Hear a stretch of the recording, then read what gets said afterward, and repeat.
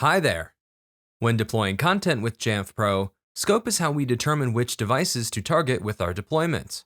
While it might be more common to simply add devices to scope, there are times when it's useful to remove certain devices from a larger scope. In these cases, exclusions allow us to do just that. Let's go through some examples of how we can use exclusions in Jamf Pro.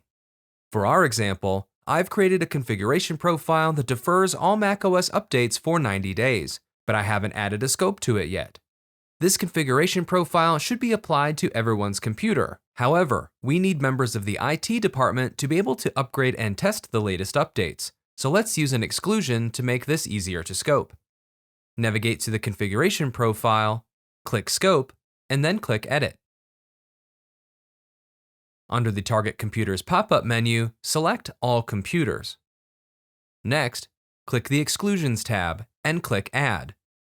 Under the Department tab, click Add next to IT, and then click Done. Finally, click Save to distribute this configuration profile to all scoped computers that are not excluded.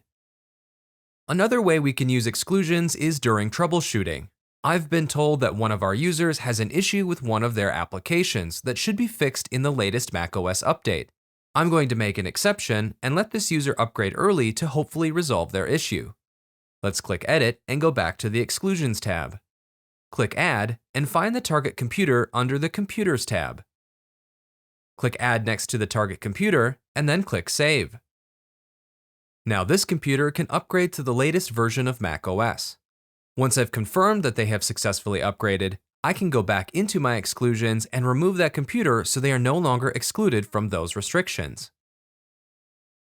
These are just a couple of examples of how exclusions can be used in Jamf Pro, so be sure to keep them in mind as you determine scoping requirements for your environment. Thanks for watching.